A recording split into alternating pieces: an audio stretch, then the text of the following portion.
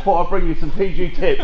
I met Freddie. He mentioned to me, said, if you ever want to rebuild a car in my workshop in Florida, let me know. And then I checked where this was, and I was like, well, that's pretty close to Florida. And then things just aligned, and here we are. We have found some structural damage that just instantly made me like, right, I want the McLaren now. Postman here has a very special package to deliver. Well, Matt Armstrong has just hit 1 million subscribers. That's pretty amazing, right? So we thought we'd fly out to Orlando to surprise him with a little gift. So before we make our way in and surprise everybody, thank you to EBC Brakes who have sponsored this fantastic road trip to America. Stay tuned on the channel because there's so much content coming to you from Orlando, Atlanta and LA. Hey, look, it's Freddie. Hey, what's going on, dude? Hey, dude, What's going on, man? Special delivery. What? With a freaking UK postman. Well, I thought you wouldn't be able to build a Porsche on American tea, so I thought I'd bring you some PG tips and a certificate for hitting your 1 million subscriber, man. Thank you. Congratulations, you mate. You smuggled this on the plane. Well, apparently it's illegal to impersonate a postman. Where did you take that from? Trousers. Who did you steal it from? And I bribed him, I gave him 60 quid. No I way. promise. Until yesterday he thought we were bringing Porsche parts. He was just bring you some Porsche parts. He was like, mate, we've got to bring him some Porsche parts. He said, I'm going to go to Leicester to get them. You dress as a postman. I was like, yeah, all right, no worries. You dress as a postman, like yeah. Well, I got something. Matt Armstrong has truly taken the world by storm with his YouTube channel, and I can see why. His attention to detail is truly remarkable. He just gets the job done to the highest standard. Nothing less than perfect will do. Let's get a behind the scenes sneak peek at just how bad that damage is to his new purchase. Got the parcel delivered. It wasn't the parts you needed. No. You are English tea. You can't be drinking this stuff that's out here, right? Close enough. It's close enough. I've been watching you for years, and it's quite funny. Like, you sort of, over the years, you watch videos on your phone, and not everyone subscribes, as you know, because you're just watching videos on Facebook or whatever.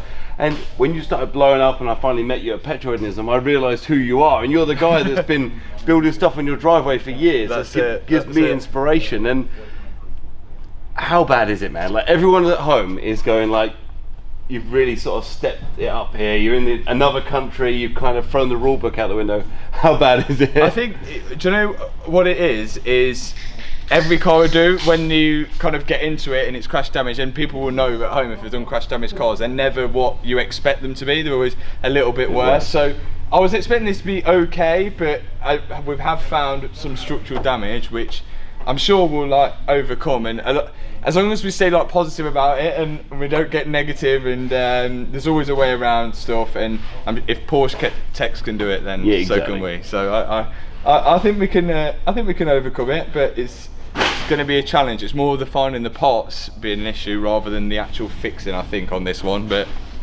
we'll see. With everything though, it's I'm a mechanic, you're a mechanic, it's all about someone built this in the first place. So you're going to be able to put it back together, with what you and your dad have been doing with that NASCharger engine. Like, oh my god. That's it. Yeah, the NASCharger is a completely different kettle of fish. So rather than having like a crash damage car, that was more of a like the engine side of things, the mechanical side of things. So again, a completely other challenge to the bodywork side of things, which is more of this side. The engine's all in the back, so luckily we've got no damage to that as we know of yet. But this car's only done like 2,000 miles. So yeah, I just like the difference and challenges switching it up between bodywork, mechanical work, and and then the challenges of getting the parts over here as well. So smuggle it in, Ratarossa style. That's it. What gave you the inspiration? I know obviously Adam LZ's car, gave you that sort of push, but what was it about this car that really made you make that decision? I was never a Porsche guy. Okay. I was with like my girlfriend and thinks they all look the same, and I was kind of like, yeah, they do all look the same. And then I did the Cayman S, and Cayman S is sort of like entry level Porsche, so cool, and we did that, rebuilt that, and then as soon as I drove it, I really enjoyed driving it. I thought it was just such a good car, and then we did a video taking that to the main dealer and where they checked it over. I saw it, yeah. And when we went to the main dealer, we saw some GT3s there, and I thought, they're so nice, they're really nice. And then we spoke to the salesman there, and they said, well, it's invitation only to buy these, and you have to have an allocation. So then we thought, well, I'm not going to get one. The price they are, never going to get some. everyone started sending me this on Instagram when it went to Copart. Yeah.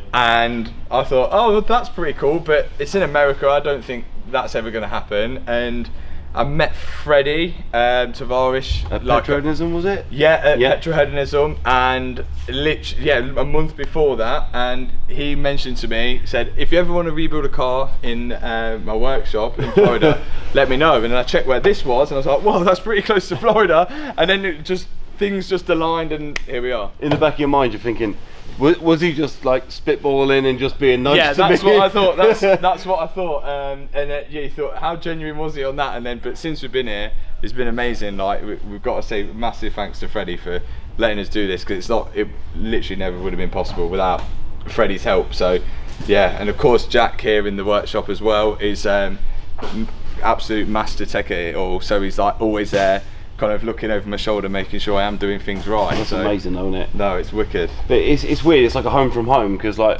I know Freddie, I know Ed, I've known these guys for a few years now, and it's funny how we're all like-minded. Like we do the same stuff, but the other side of the pond, right? Yeah. It's like I didn't know what to expect when I came over here. What it was going to be like. I didn't know what the vibe was going to be like. But we got in here, and on the first day, we were already bump starting the GT3 across this unit, and it's like the type of shit we'd do at home. So yeah, it was wicked. It's so good. It's such a good vibe here, and yeah, it makes me not want to leave. But yeah, we've got cars back in the UK that we've got to crack on with. You know, like the M5, the Mercy, everything is snowballing together. I mean, that's it. What's left on your bucket list? What's next? Well, I just kind of rake through the cars and what I really want to do and what's next. But after going out in Freddie's McLaren, that just instantly made me like, right, I want a McLaren now. And I thought they would be impossible to work on, but now Freddie's hyped me up and said, oh, they're really easy to work on, so I'm going to hold him to that. Yeah. Because if I buy one and find it difficult, then But what another excuse just to come out here and help get him to put it back again for you. That's it. One more thing, obviously I appreciate your time in that, but people at home are like, how did you get where you are? You know, what did you do? But you were just sitting on the side of your house fixing cars, and it's grown to this. What piece of advice would you give to people sat at home that they want to be on YouTube, they want to build their own cars, they want to have a go? I think there's a lot of people who probably be watching this who are like on the edge of deciding whether they're going to do something they enjoy doing for a living and taking that risk, or sitting back and staying comfortable in the full-time job. And those people who are on that sort of seesaw of whether they're going to do it or not, they're the ones that should be taking that jump, because I mean, you only get one chance at it, really. If you're going to be 70 years old and thinking at old age, oh, I could have done this, I could have done that, and you never give it your 100%, you're always going to regret that. So just go for it, 100% commitment at it, and if failure is not an option, you won't fail. So if you're thinking of going, oh, I might do it for a bit, or I might do part-time or something like that, you're never 100% into it, and once you put 100% in, you'll get 100% back out. And that's what I've learned over the past years anyway. So basically everyone says it at home, the only people that fail are the people that give up, right? You achieve, even if it's not your end goal that you want to get to, you've still achieved more than you did just thinking about it, right? Yeah, 100%. Go check his channel out. The video of them bump starting this car in here as a car guy with everything around it, and I've done stupid shit like that my whole life. 99% of the time it doesn't work. 99% of the time something goes wrong. But it was like all the stars aligned. It was like the most amazing. No, it's so even good. Look, the hairs are still up on my arm just thinking about it. Man, keep being awesome. Thank you. I'll see you soon. Thanks for coming. And go check him out. Links in the bio below. Keep being awesome. See you next time. Quick reminder, hit that subscribe button, the like button, and then the bell button, so you get alerts when we release new episodes, and follow us on social media too for extra stuff and more alerts about videos we're releasing, which at the moment is every Sunday and the odd Wednesday too. Bye for now.